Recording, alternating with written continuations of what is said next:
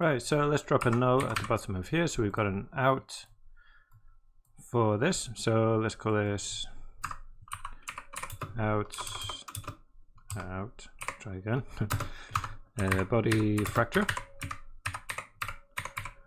Okay, and just get rid of that. And then let's set up a new geo node. And we'll call this body and wheel sim. We'll also be building and setting constraint values in here. So I'm going to object merge. I'm going to have two of these, one for the null that we just created, so out body fracture, just that, and the other one for the wheels. We're going to bring the wheels in to this as well now. So the out wheels, I believe. There we go. Fantastic. Okay, and then I'll just merge these together. I don't need to give names to these. We can see here what what we're bringing in. Great. And let's see. Oh, okay. So with the, I'll go back and do it in here. I think would make more sense. Going to assemble these. Okay, I know that we've made names here, but we might get we'll get some duplicates, right? Because when it flicks over, it's not going to take into account. Well, in fact, without this, let's see if we take a look at the names. Yeah, I think we'll probably get, it's hard to see here, but we will get duplicates with the name attributes, right? Be careful with for each loops, and we're splitting and doing the same thing on two different pieces of geometry. So yeah, I'm just going to give them new names again here. Okay, again, not packing. Let's give it the same name here, bendy. Okay, and what I also want to do is separate the door. Okay, just make a group for the door. So I give myself a group here called door. Right. What I'm going to do, let me turn off this visualization, and I'm going to make a selection. Okay, using the class attributes, I think. So if we go down to attributes and class, right? So I want everything that includes the door. So I'm just going to come in here and just click there. Let me see if I do it maybe like this and select down like that. That should get everything that we need. Let me think. I think if I'm just kind of doing this by eye, which basically I want the pieces that should move together. They'd be when you open the door, which pieces come away. Basically, I think that looks about right. Cool. I got everything there. Press enter on that. Maybe let's just try moving it away. If I just drop a transform to the side, select the door group, and just move it away.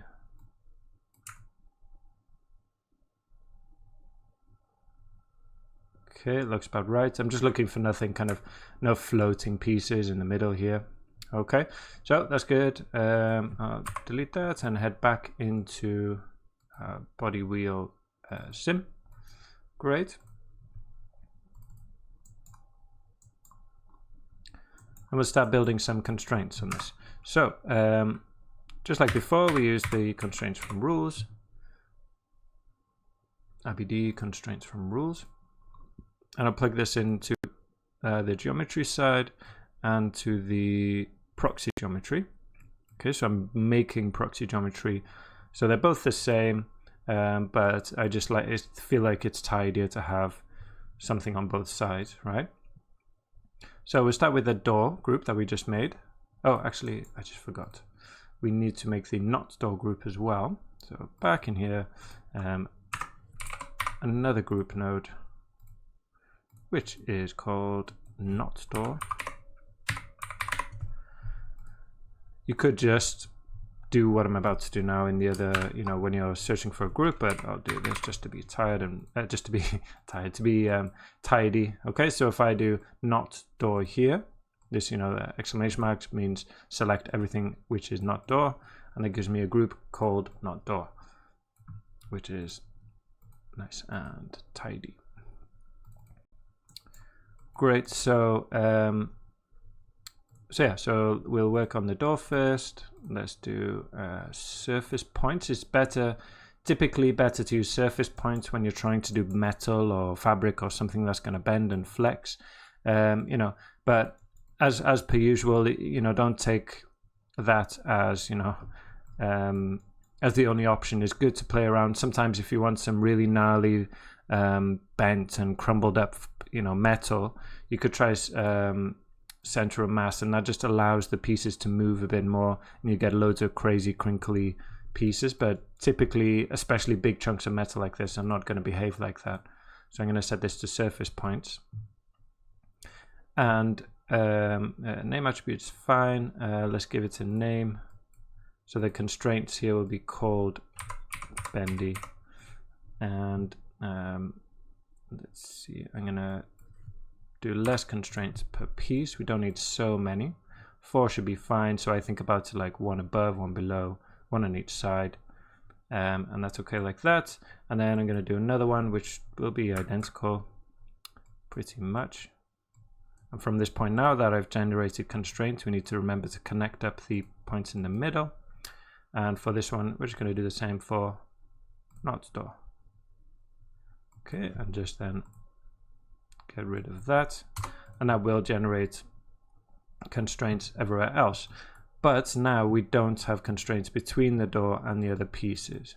Now you might notice that it is a bit different to, you know, how we did the bus stop. For the bus stop, we took every single separate piece, made their own constraints, and then constrained them all together.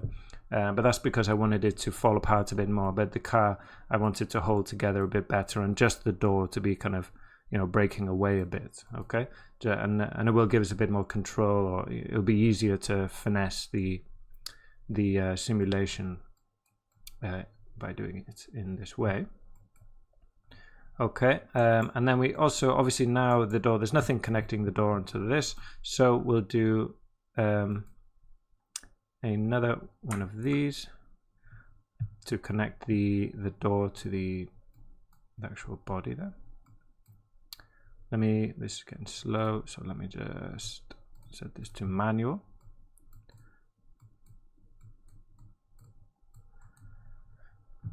Okay, so these are going to be, I'm going to call these, they're going to be surface points. I don't want to group, I wanted to do it in all of them. We're going to do group to group. I'm going to call these connectors as they're going between kind of components. I'm going to call it door, not door. So that's the name for this group of constraints that I'm about to build. We're going from group to group, and I can use, let's turn on this to find that group. So door and not door. Okay, so you can see what's going on there. But I don't want them to be constrained all the way around. The hinges would be at the top there for this car. So what we can do is use this bounding box. So we'll only have constraints built in there. Okay, and I've, you know, I just want to put the bounding box there. I'll type in the values that I worked out to work for that. So 0.3, 0.5, and let's see. Oh, and up 1. There we go. Okay, so that's just kind of clipping the edge off there. So I'll just have constraints along the edge at the top there. So that's fine. What else do I want? We need, the rest of the constraints are going to be for the kind of wheels and rig and everything. So I'm going to set this back to manual, drop this down again. I'm just copying it to save time. We'll turn off the bounding box. Okay, and then we'll do, let's start with For these constraints, now that we're doing the wheels and everything, we don't need them to be surface points because they're not simulating metal, right? So we'll do center of mass. And the first ones we'll do the rig, which is the kind of part in the middle of the car, right? So you think about where the actual wheel attaches to the car, to bendy. So that's attaching like the chassis to the car. Maybe you can think about it that way. Okay, and then we need to use the attributes here because I don't think we have groups on them. So a name is, or maybe we do, but we'll just do it this way. To name, let's see, I think I have groups, or maybe not.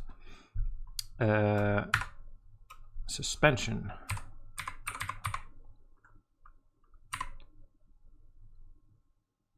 Oh, actually, no, we don't need suspension attached in there.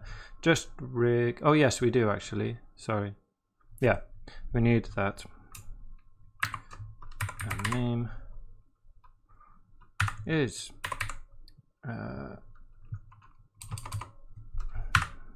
excuse me. Suspension. Star there, and the next group is going to be bendy. At name is bendy, so that's, you know, metal. Put star before and after, so anything bendy with anything after or before. Let's turn this to auto update. There we go. Yeah, so we need this piece attached to the car, and that's going to be attached with glue constraints, and these also will be attached to the car so that they don't flop around all over the place, right? And max connections 1. Yeah, we'll just leave it as it is, like that. Good. What else do we need? Let's do copy that again. Alt click and drag, by the way, to copy and paste these. So this one is going to be the rig to the hub. So this is going to give our wheel ability to move up and down a little bit, and back and forward, so as if it's got, you know, suspension on it. So we want from the actual rig here in the middle to the hub, which is in the middle of the wheel. Okay, and we just need to raise that search radius because they're going all the way across there. There we go, stretching all the way, and that's fine. So that's like, so this will be a cone twist constraint that can move up and down a bit, right? Another one. Oops. So now we need the wheel itself to the hub on the inside. So that's where the rotation will come from. Okay. So let's do connectors wheel hub. And that will be from the wheel to the hub, just as it is there. I'll leave that as it is. So you can see, you can't actually see the constraint. That's because it's, you know, it's from the center of this cylinder to the center of this cylinder, but it is there. It will just be a point in the center. Okay. And then last one from the suspension, right? So connect these. So this will be the connectors suspension to the hub. Suspension to hub. And same here. To hub. And there we go. We get these lines. And this line doesn't connect directly to the wheel, but to the hub that the wheel is spinning around.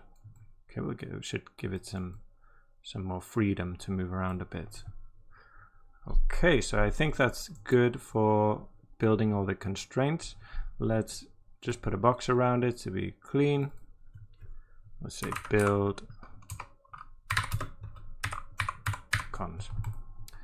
Cool.